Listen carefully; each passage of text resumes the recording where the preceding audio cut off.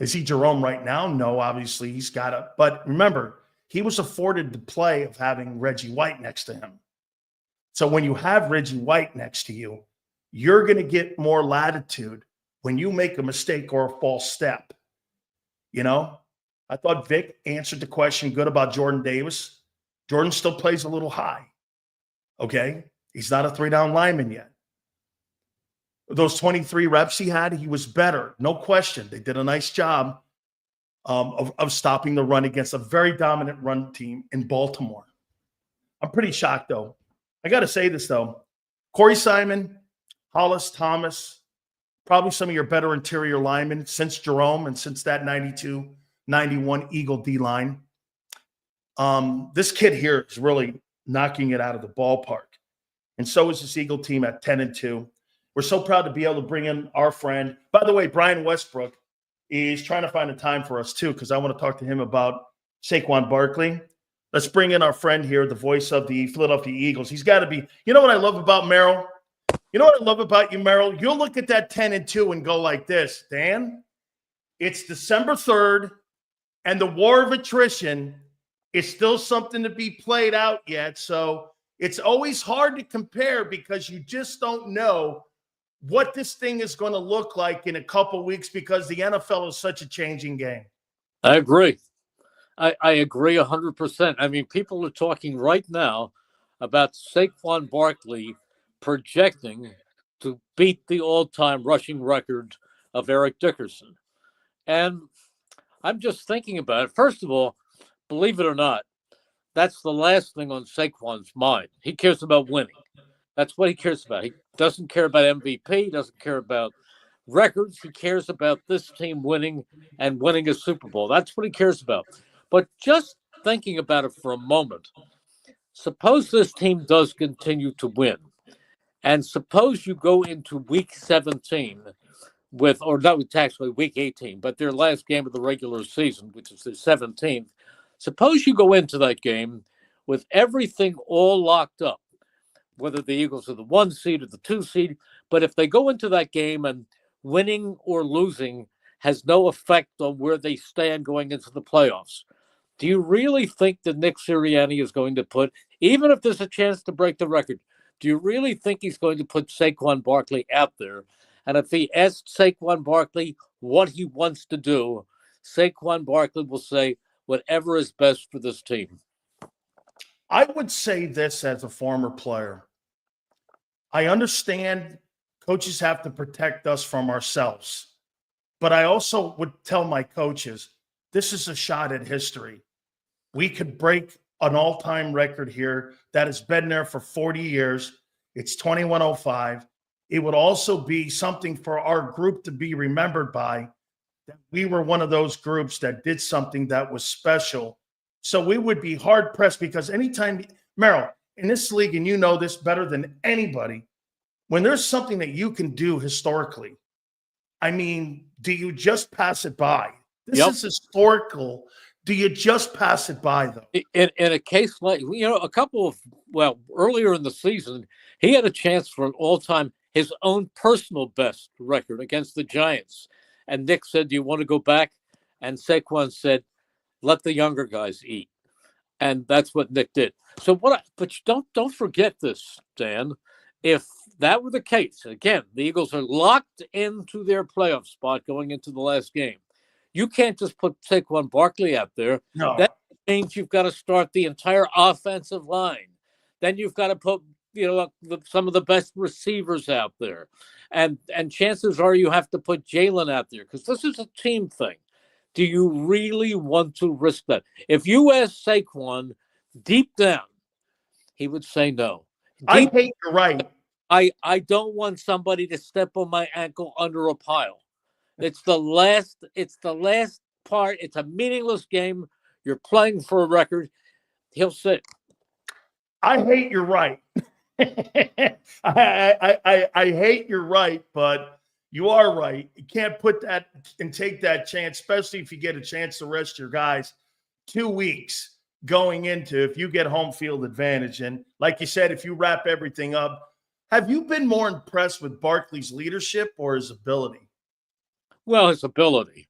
because there are a lot of leaders on the team. His leadership is great, but I can tell you leadership qualities that come out in second string centers and things. Guys, there are a lot of leaders in this locker room. Great, and he's one of them. I'm very impressed with the fact that any of us can go over to Saquon Barkley in the locker room, and it's like you're talking to a special teamer.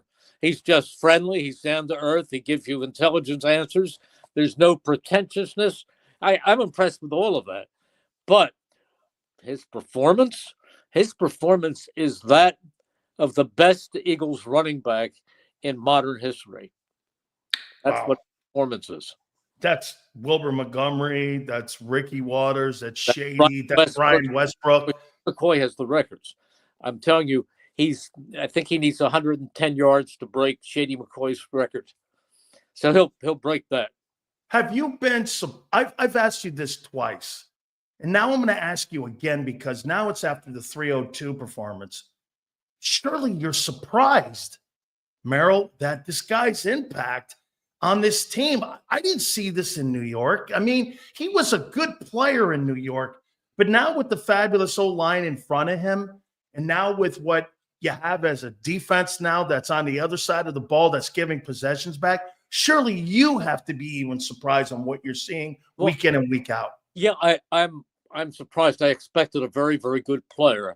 I only thought that because he had several key injuries in New York, that he wouldn't have quite the speed he had coming out of Penn State, where he was amazing every week. But you know what? He does. He hasn't lost a quarter of a step. He's got the speed, the explosiveness, maybe even more so because of the way he works and the way he trains. He might be even quicker and faster than he was coming out of Penn State. So that part surprises me. But did I expect a quality back? Did I expect a back that was going to do some big things? I did. I was thrilled when they got him. Merrill, I'm going to do something here that is going to be crazy here. And this O-line, I went back and I played against and I was teammates with and I practiced against every single day that 92-93 Dallas Cowboy offensive line. And I went back and I looked at it and I said, Mailata, Tune, I played against all these guys. And when I watched Jordan Mailata's probably one of the top 3 offensive left tackles in the sport. Mm-hmm. Nate, I'm probably going to take, but by a sliver. And Landon is the preeminent guy to take over for Zach Martin at left guard in the league. I mean, Nate's a 7-time Pro Bowler, so it's after the fact you're kind of blinded by the little bit of the history that they have. But he's probably the second best O-lineman on that Eagle O-line. I'm taking Juergens over Stepnoski, and I played against Mark in college and pros when he was at Pitt.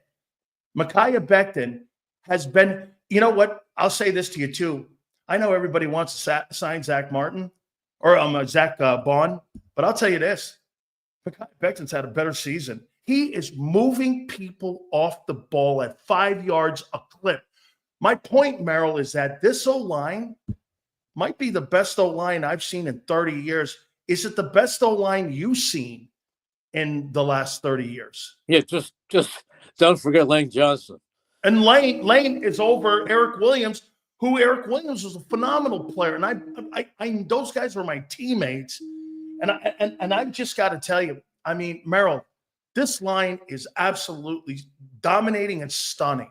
And you know what? They're talented, but they also are guided and led by the best offensive line coach I have ever been around. You know, when the players come on television and they give the starting lineups and Cam Juergens says, Cam Juergens, Nebraska.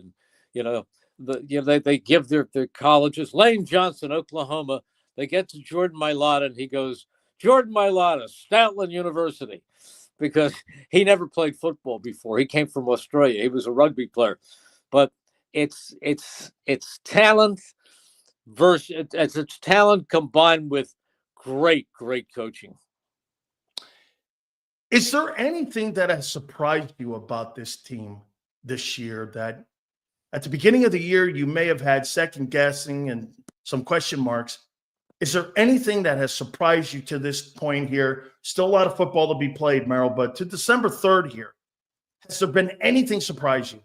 After the final game, the third preseason game, our producer, Joe McPeak, hands us each a 3x5 card, and we have to fill out the order of finish in the NFC East and the records of each team.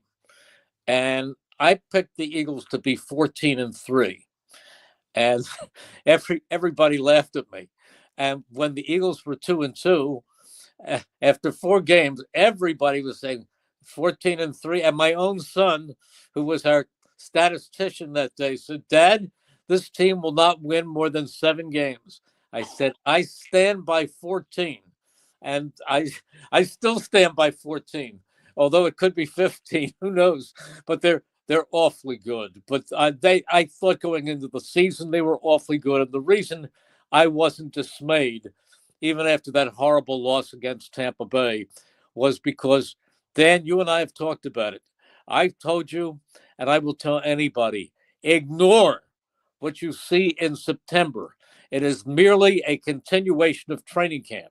Ignore those games in September, unless your team is Dan Campbell's team that goes crazy from day one. But this team doesn't hit. Well, they contact, they go thud tempo, but they don't tackle to the ground in training camp. And the backup guys and the rookies play during the preseason games. Jalen Hurts didn't take one snap, not one snap in any preseason game. If you're going to take it that way, number one, you're going to get some criticism early. And number two, you're also going to keep this team healthy, to keep the impact players healthy. And you're going to have a team that is not worn out come December. And that's what this team does. And now on Wednesday, while taking it easier all camp and all season, on Wednesday they put on pads because Nick wants them to maintain that strength. So it's really a masterful job of coaching. It is. The toughest job in Philly has to be the head coach of the Philadelphia Eagles. Manager of the Phillies, manager of the Flyers, coach of the Sixers. I get it. Those guys are all going to have eagle eyes, and you're going to have everyone look at them.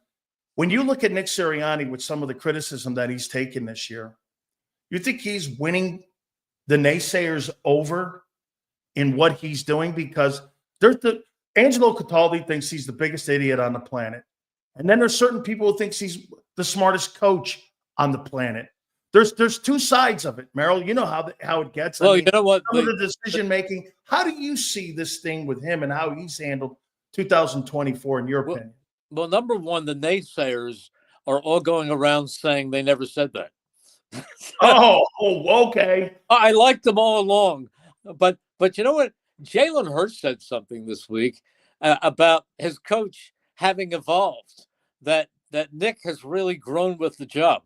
I see him making decisions that are not quite as reckless during the games. I saw on a 4th and a yard and a half near midfield this week. Early on, he was going for everything. I think the one thing he has done is he's realized that he can't get into it with fans and with that kind of stuff. And he's gotten away from that. Not that it was even that big a deal, but everybody jumped on him about that. But as far as being a good coach, he's a really good coach. He's got good coordinators, good people around him. Dick Vermeil, who is my guide for everything. I remember everything Dick Vermeil ever said. Dick Vermeil once told me that a great coach surrounds himself with people good enough to take his job. Right. See, he's done that. Nick has great people around him right now, starting with Stout. And I can't tell you enough about Vic Fangio, how great he is, and how creative and how just nose to the grindstone and Kellen Moore is, and so on down the line. I don't want to leave anybody out. I already talked about Stout, but I could go. I'll tell you, there's a guy on the staff. I'm going to make a statement to you right now. If anybody is looking for a head coach, and they want somebody who is hidden, Let me just tell a quick story, all right? Yeah, please. Well, because I have to leave in about 10 minutes because I have to go do a show of my own. It's not as good as the Dan Sileo show, but I'll do it. Please. This goes into once upon a time. Once upon a time, the Baltimore Ravens had said goodbye to Brian Billick, and they were looking for a coach. And the coach they had their eye on was Jason Garrett, and he was close to coming to Baltimore. And before he left Dallas, Jerry Jones said to him, "Listen, Wade Phillips is our coach, but I don't know for how long. I will promise you, number one, I will give you a raise. And if you stay here, I promise you, you will be the successor to Wade Phillips." And that was that. So Baltimore getting Wade Phillips. So I called my good friend, the Ravens broadcaster, Jerry Sandusky. Yeah. And Jerry and I had met. We were both multiple Pennsylvania Sportscasters of the Year, and we went to the convention in Salisbury, North Carolina. And I called Jerry on the phone, and I said to Jerry, and I hate to take credit for something. I said, "You know something? I have to tell you something. There is a great coach here. He coached special teams, but last year, just to get more experience, he moved over to the defensive secondary." I said, "He would be a great head coach. His name is John Harbaugh." And Jerry called me back. Dan, I wish I could play it for you. I have the tape somewhere, but there's a tape from my phone from later that day when Jerry said, "Merrill, I gave Harbaugh's name to the search committee, and they took it seriously. They said, 'Listen, we respect what Merrill has to say. We're going to bring him in for an interview.'" And I called Harbs. I said, "They're going to call you." And the next day he went in for an interview. And on Friday, they named him head coach of the Ravens. And I left him a voicemail. And I said, "You're talking to your offensive coordinator."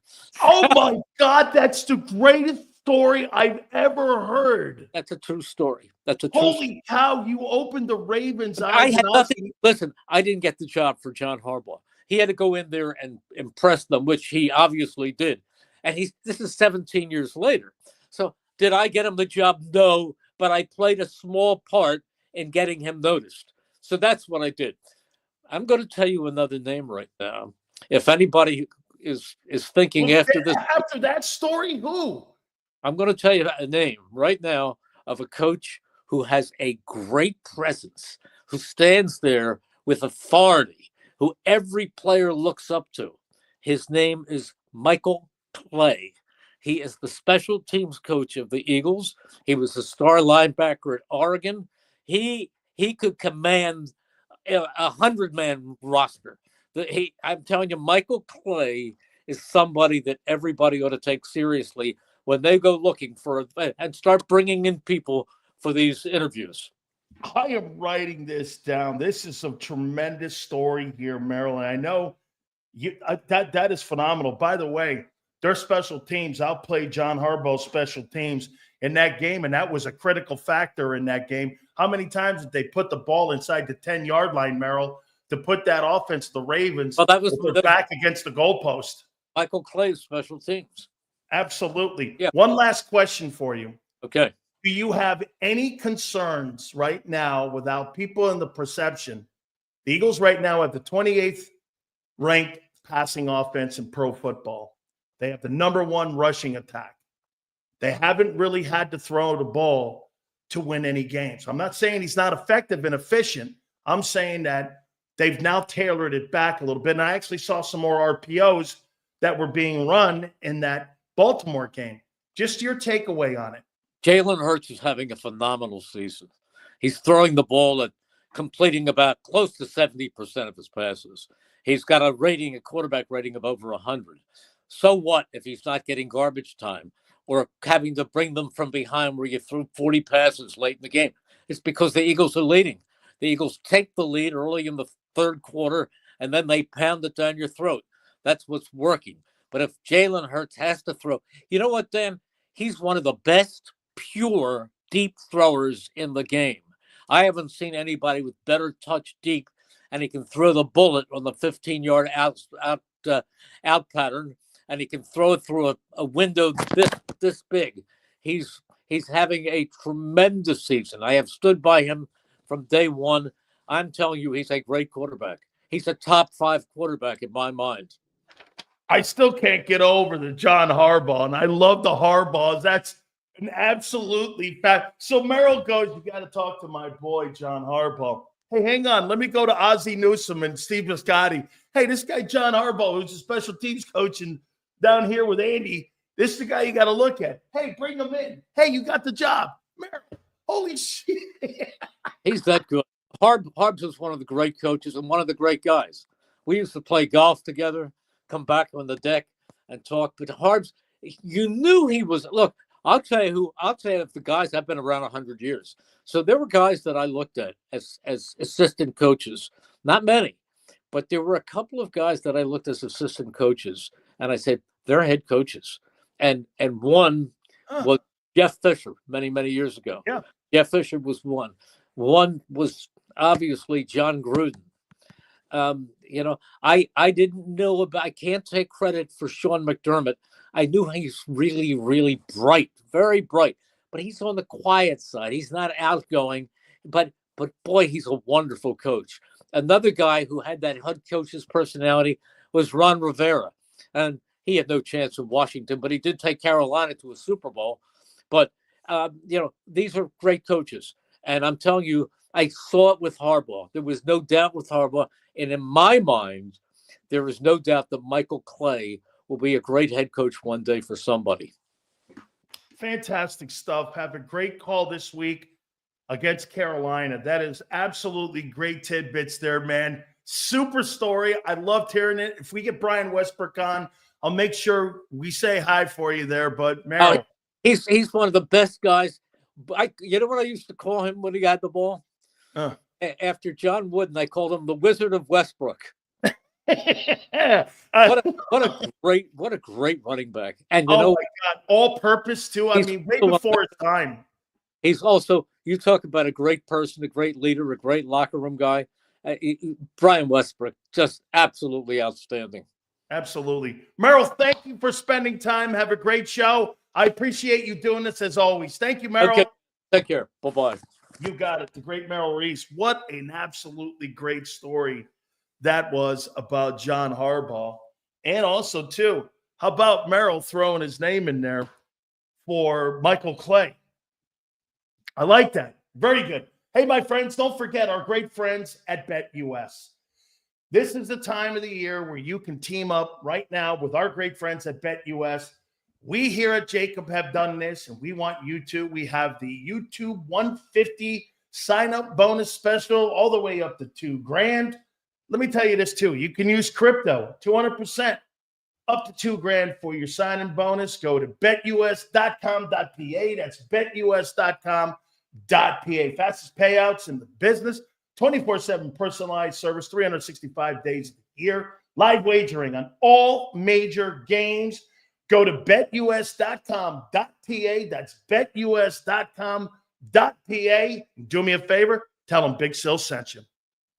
If you missed any of today's show on the JAKIB Media channel, listen to the podcast on your way home. Available on YouTube, Apple, and Spotify.